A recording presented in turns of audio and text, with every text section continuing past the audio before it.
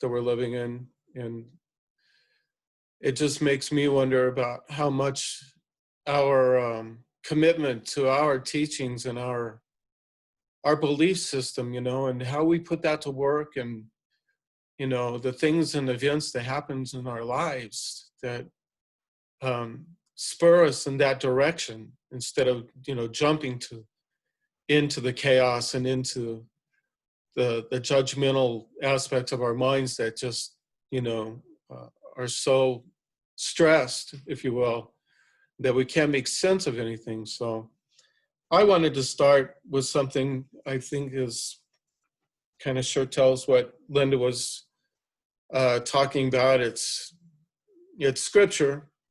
It's scripture that I've read several times at eulogies in times of mourning, and it brings me comfort anyway. It's 1 Corinthians 13. It's called the love chapter, by many people familiar with scripture. It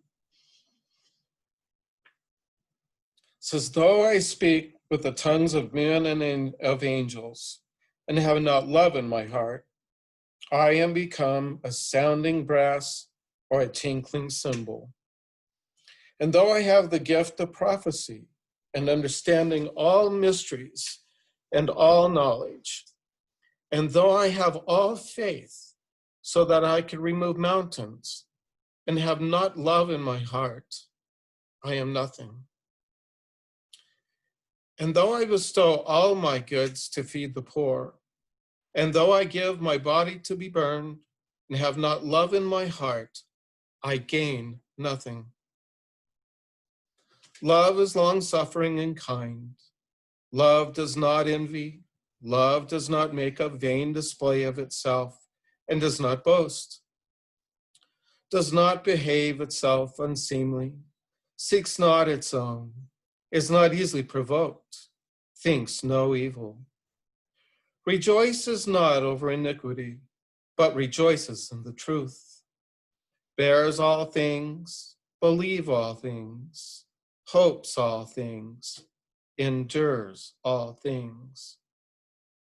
Love never fails, but whether there be prophecies, they shall fail. Whether there be tongues, they shall cease. Whether there be knowledge, it shall vanish away. For we know in part, and we prophesy in part. But when that which is perfect is come, then that which is imperfect shall come to an end. When I was a child, I spoke as a child. I understood as a child. I thought as a child. But when I became a man, I put away childish things. For now we see through a mirror darkly, but then face to face. Now I know in part, but then shall I know even as I am known. And now abide in faith, hope, love. These three, but the greatest of these is love.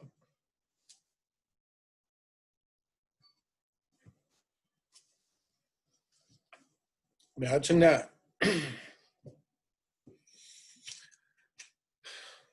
So anyway, I'd like to begin with just saying, when Ron asked me if I would talk, I said, okay, I'll be glad to.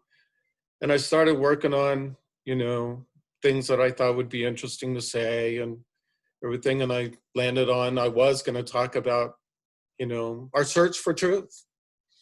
Why we go to the church we go to, why we believe the things that we say we believe. And, how do we practice those things? And I had a lot of ideas. I wrote probably 6 pages worth of stuff.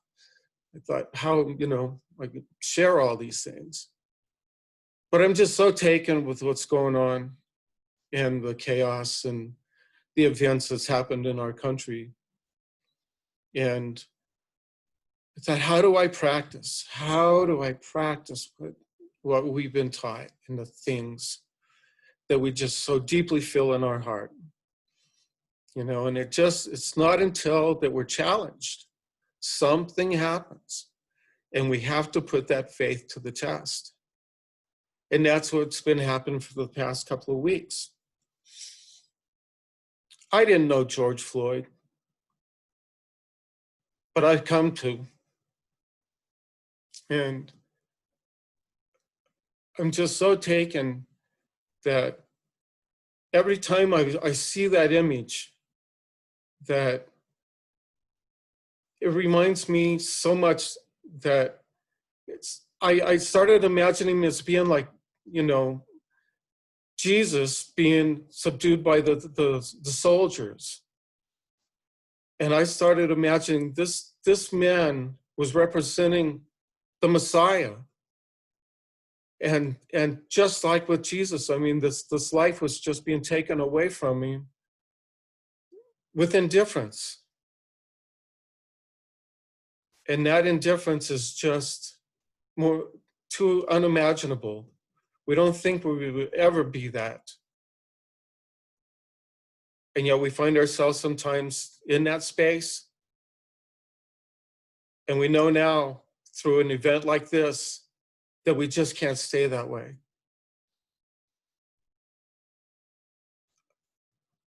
It's just incredible the amount of emotion that was going through me as I watched those events each time. And though I didn't know George Floyd, I can't help but think that not only did I come to know him, but I came to love him. And all of the things that are coming from this. I'm just enamored with the idea that his life and its taking and what it's going to mean, hopefully, to the betterment going forward. That how many lives are going to be affected by this and saved by this? Like I said in our teachings, I don't think that anything has come into our life by accident. That's part of what we believe. There are no accidents. There's a reason for everything. There's a purpose. Sometimes it's hard to see it. And this is one of those times. But like in our Sunday school readings, I mean, I don't think the Journey of Souls book that we studied came into our lives by accident either. And to come into these events and these kind of things that are going on, and to really contemplate that, is it true? Are there agreements made? Are there people, souls, that are willing to sacrifice all for the good of the all? And I have to keep it in that light. I can't let the idea that this was simply a matter of victim and villains, that a higher purpose has just got to be in play here. So in the book of Esther, it says, who knows, but you weren't put in this position for such a time as this. And that so resonates with me when things happen, is who knows the bigger picture, and who knows that this isn't the time to have these thoughts, to practice these ideas, to take them out into the world, to share them with family and friends, and to have compassion for those that seem to be just on the total outskirts of anything that we believe. This is our opportunity. This is really where the rubber meets the road for our spiritual growth. It's always easy for us to sit back and, have great and thoughtful ideas when everything is going well, and isn't God good, and aren't we the lucky ones to have noticed it? But it's when we put it into practice, and practice it in the most tremendous turmoil of times, that's when it comes to life. That's when it really hits. And that's what I'm hoping will happen through all of this. That we don't look at the authority figures, the police and everything with dismay, yes, things have to change, but maybe this will be the catalyst. Maybe this will be the tipping point. I mean, I've had, policemen that I've known in my life that were the dearest people ever. And I have to draw on that and know that this is not the norm. But I was just so taken with the images. Again, the one that sticks out of my mind the most is just watching the police officer with his hand in his pocket. And all I could think was, this is just indifference. This is actually like the soldiers driving nails into the cross. Just indifference, that it just doesn't matter. But it does. And just like the picture of Jesus, and knowing the aftermath of what happened afterwards, the movement and the amount of lives that were changed and were able to go on and to share that change into the world. That's how I have to picture George Floyd. I can't imagine how grateful the souls in heaven were to receive this guy. What an amazing, amazing feat.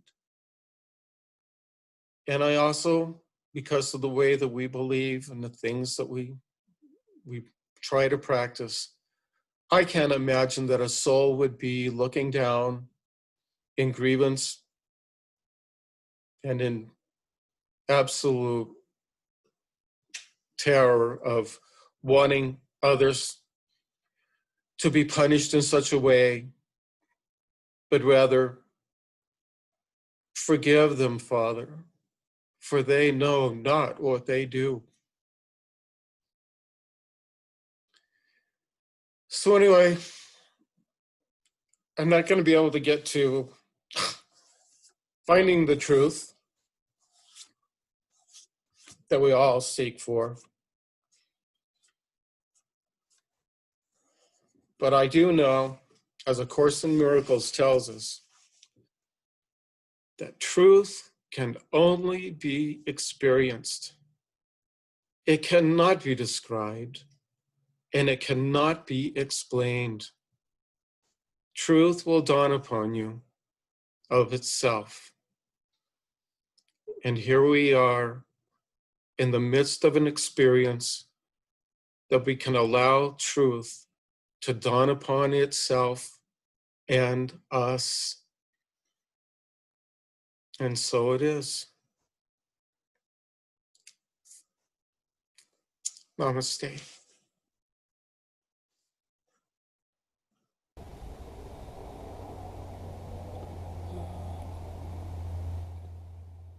Well, Mark, thank you very much. That was touching and so appropriate.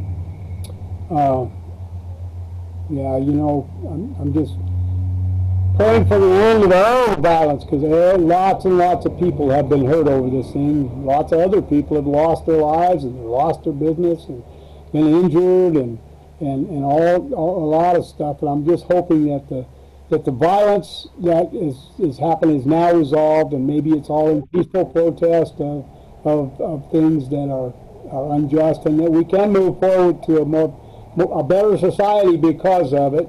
Often we have to go through a time of turmoil before we can find that peace that we need to carry on in a sense of clarity.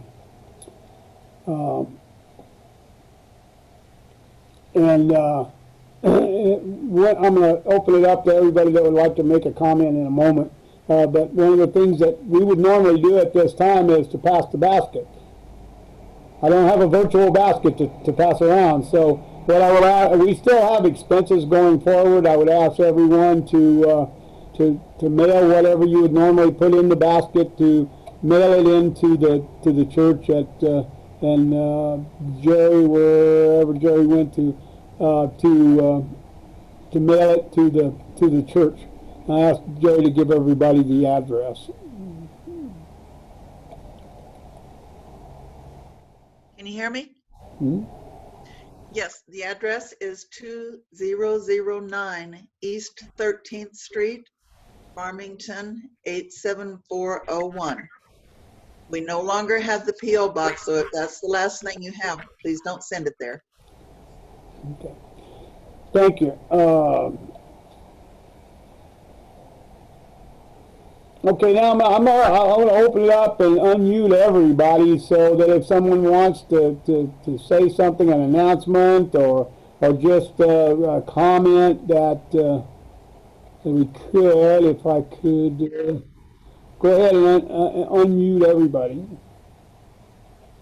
I guess you have to unmute yourself. I'm not finding out how to, I can unmute everybody, but I don't know how to unmute them. Oh.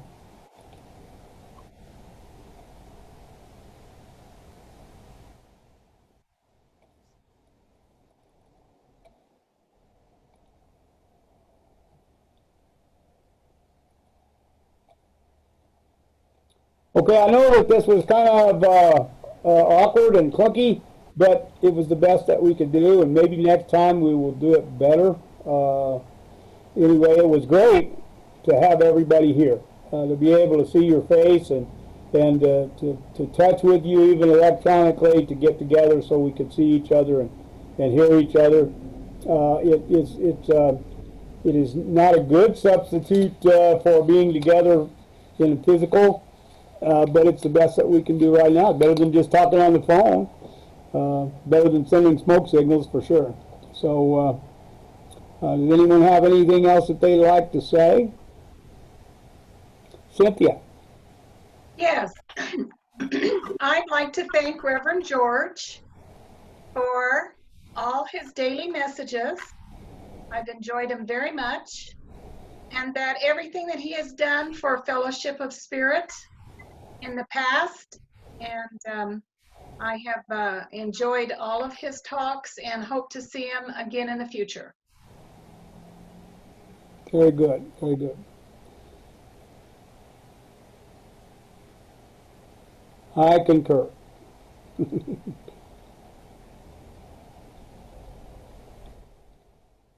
Okay. Everything kind of got backwards here. Chris was going to do the opening prayer, and I was going to get somebody else for the closing prayer. Chris was sick this morning, so she wasn't going to be able to be with us. But if we have nothing else, next time we'll have some music and maybe some. If you have ideas on how to on some things that you would like to see included in our service, well, be sure to get in contact with me this week. My email address is ronaldholloway@comcast.net, and my phone number is 486-1236. And we'll see what we can do. Until somebody else wants to take this over and do these things, host the meetings and stuff, I'll continue to do it. But if someone wants to step forward, it won't hurt my feelings. Okay? So, Margaret, would you give us a closing prayer?